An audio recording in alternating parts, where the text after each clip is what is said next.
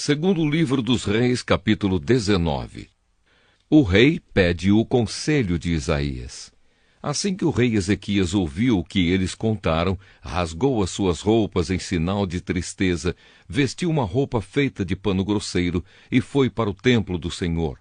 Ele mandou que Eliaquim, o encarregado do palácio, Sebna, o escrivão, e os sacerdotes mais velhos fossem falar com o profeta Isaías, filho de Amós. Eles também estavam vestindo roupas de pano grosseiro. A mensagem que o rei mandou entregar a Isaías foi esta: Hoje é um dia de sofrimento. Nós estamos sendo castigados e estamos envergonhados. Somos como uma mulher que está para dar à luz, mas não tem forças para isso. O rei da Assíria nos mandou o chefe do seu exército para insultar o Deus vivo. Que o Senhor, nosso Deus, escute esses insultos e castigue quem os disse. Portanto, ore a Deus pelas pessoas do nosso povo que ainda estão vivas. Os funcionários do rei Ezequias levaram a mensagem e Isaías mandou esta resposta: O Senhor Deus diz que o Senhor não deve deixar que os assírios o assustem, dizendo que Deus não pode salvá-lo. Deus vai fazer o rei assírio ouvir uma notícia que o fará voltar para a terra dele, e Deus vai fazer com que ele seja morto ali. Os assírios ameaçam outra vez. O oficial assírio soube que o rei da Síria havia saído de Laquis e que estava lutando contra a cidade de Libna. Então foi até lá para falar com ele. Os assírios souberam que o exército dos egípcios, comandado pelo rei Tiraca, da Etiópia, vinha vindo para atacá-los. Quando o rei da Assíria soube disso, mandou uma carta para o rei Ezequias, de Judá.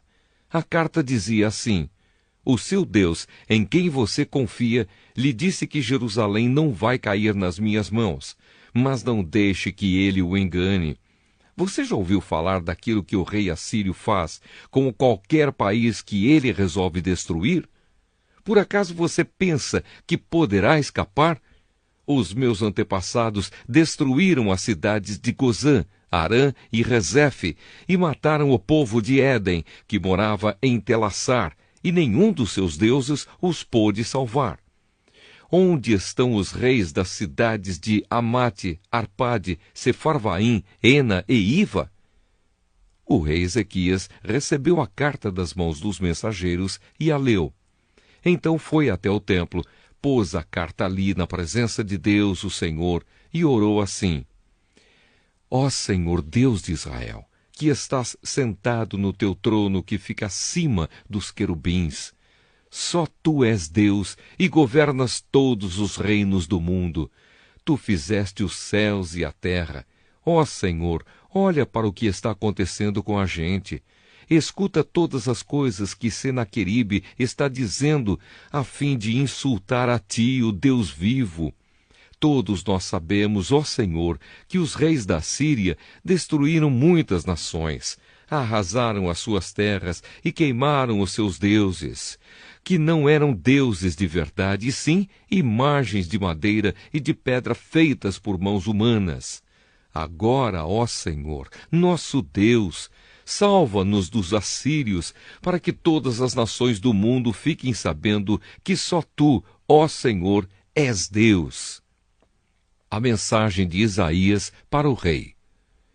Então Isaías mandou uma mensagem para o rei Ezequias. Nela, ele dizia que, em resposta à oração do rei, o Senhor, o Deus de Israel, tinha dito o seguinte: A cidade de Jerusalém ri e caçoa de você, Senaqueribe. Contra quem você pensa que falou? Para quem você olhou com orgulho? A quem você pensa que ofendeu e insultou? Você fez tudo isso contra mim, o Santo Deus de Israel. Você me mandou os seus mensageiros para se gabarem de que com os seus muitos carros de guerra você conquistou as mais altas montanhas do Líbano. Você se gabou de ter cortado os mais altos cedros e os melhores ciprestes e de ter chegado até os lugares mais distantes das lindas florestas. Você se gabou de ter cavado poços em terras estrangeiras e de ter bebido da água deles. Gabou-se também de que os pés dos seus soldados fizeram secar o rio Nilo. Por acaso você não sabe que fui eu que planejei tudo isso há muito tempo e agora fiz tudo acontecer? Eu dei a você o poder de fazer cidades cercadas de muralhas virarem montões de entulho. Por isso, os seus moradores ficaram fracos e andavam cheios de medo e de vergonha. Eles ficaram como o capim do campo e a erva verde e como a erva que cresce nos telhados, quando o vento quente do leste sopra e os faz secar. Mas eu o conheço muito bem. Sei o que você faz e aonde vai. Sei que você me odeia. Eu soube do seu ódio e do seu orgulho. E agora vou pôr uma argola no seu nariz e um freio na sua boca e farei você voltar pelo mesmo caminho por onde veio. Depois Isaías disse ao rei Ezequias: Este é o sinal daquilo que vai acontecer. Neste ano e no ano que vem, vocês terão para comer somente aquilo que nascer por si mesmo, sem ser plantado. Mas no ano seguinte, vocês poderão semear e colher cereais, plantar parreiras e comer as uvas. As pessoas de Judá que não tiverem morrido vão florescer como plantas que firmam as suas raízes na terra e dão frutas. Pois ficará gente em Jerusalém e no monte Sião, porque o Senhor Deus resolveu fazer com que isso aconteça. Isaías continuou: Portanto, o Senhor Deus diz o seguinte a respeito do rei da Síria: Ele não entrará nesta cidade e não atirará uma só flecha contra ela. Nenhum soldado com escudo chegará perto da cidade e não serão construídas rampas de ataque ao redor dela. O rei da Síria vai voltar pelo mesmo caminho por onde veio, sem ter entrado nesta cidade. Eu defenderei e protegerei esta cidade por causa da minha honra e por causa da promessa que fiz ao meu servo Davi. Eu, o Senhor, falei.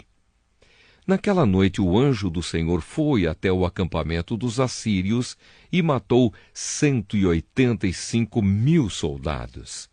De manhã, os que sobraram viram os corpos dos mortos. Então Senaqueribe, rei da Síria, se retirou, voltou para Nínive e ficou lá.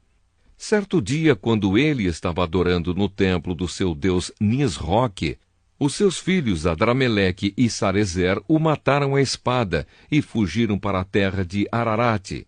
Outro filho seu, chamado Esar-Adom, ficou no lugar dele como rei. O Evangelho de João, capítulo 21. Jesus aparece a 7 discípulos.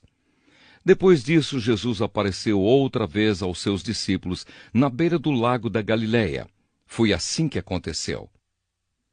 Estavam juntos Simão Pedro e Tomé, chamado o Gêmeo, Natanael, que era de Caná da Galileia, os filhos de Zebedeu e mais 2 discípulos.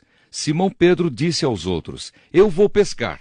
Nós também vamos pescar com você, disseram eles. Então foram todos e subiram no barco, mas naquela noite não pescaram nada. De manhã, quando começava a clarear, Jesus estava na praia, porém eles não sabiam que era ele. Então Jesus perguntou: Moços, vocês pescaram alguma coisa? Nada, responderam eles. Joguem a rede do lado direito do barco, que vocês acharão peixe, disse Jesus. Eles jogaram a rede e logo depois já não conseguiam puxá-la para dentro do barco, por causa da grande quantidade de peixes que havia nela. Aí o discípulo que Jesus amava disse a Pedro: É o Senhor Jesus! Quando Simão Pedro ouviu dizer que era o Senhor, vestiu a capa, pois havia tirado a roupa, e se jogou na água. Os outros discípulos foram no barco puxando a rede com os peixes, pois estavam somente a uns 100 metros da praia. Quando saíram do barco, viram ali uma pequena fogueira, com alguns peixes em cima das brasas, e também havia pão. Então Jesus disse: Tragam alguns desses peixes que vocês acabaram de pescar. Aí Simão Pedro subiu no barco e arrastou a rede para a terra. Ela estava cheia, com 153 peixes grandes, e mesmo assim não se rebentou. Jesus disse: venham comer. Nenhum deles tinha coragem de perguntar quem ele era, pois sabiam que era o Senhor. Então Jesus veio, pegou o pão e deu a eles, e fez a mesma coisa com os peixes. Foi esta a terceira vez que Jesus, depois de ter sido ressuscitado, apareceu aos seus discípulos. Jesus e Pedro. Quando eles acabaram de comer, Jesus perguntou a Simão Pedro: Simão, filho de João, você me ama mais do que estes outros me amam? Sim, o Senhor sabe que eu o amo, Senhor, respondeu ele. Então Jesus lhe disse: tome conta das minhas ovelhas. E perguntou pela segunda vez: Simão, filho de João, você me ama? Pedro respondeu: sim, o Senhor sabe que eu o amo, Senhor. E Jesus lhe disse outra vez: tome conta das minhas ovelhas. E perguntou pela terceira vez: Simão, filho de João, você me ama? Então Pedro ficou triste por Jesus ter perguntado 3 vezes: você me ama? E respondeu: o Senhor sabe tudo e sabe que eu o amo, Senhor. E Jesus ordenou: tome conta das minhas ovelhas. Quando você era moço, você se aprontava e ia para onde queria. Mas eu afirmo a você que isto é verdade. Quando for velho, você estenderá as mãos, alguém vai amarrá-las e o levará para onde você não vai querer ir. Ao dizer isso, Jesus estava dando a entender de que modo Pedro ia morrer, e assim fazer com que Deus fosse louvado. Então Jesus disse a Pedro: venha comigo. Jesus e o outro discípulo. Então Pedro virou para trás e viu que o discípulo que Jesus amava vinha atrás dele. Este era o mesmo que estava ao lado de Jesus durante o jantar da Páscoa e que havia chegado para mais perto dele e perguntado: Senhor, quem é o traidor? Quando Pedro viu aquele discípulo, perguntou a Jesus: o que diz, Senhor, a respeito deste aqui? Jesus respondeu: se eu quiser que ele viva até que eu volte, o que é que você tem com isso? Venha comigo. Então se espalhou entre os seguidores de Jesus a notícia de que aquele discípulo não ia morrer. Mas Jesus não disse isso. Ele apenas disse: se eu quiser que ele viva até que eu volte, o que é que você tem com isso? Este é o discípulo que falou destas coisas e as escreveu. E nós sabemos que o que ele disse é verdade. Final. Ainda há muitas outras coisas que Jesus fez. Se todas elas fossem escritas uma por uma, acho que nem no mundo inteiro caberiam os livros que seriam escritos.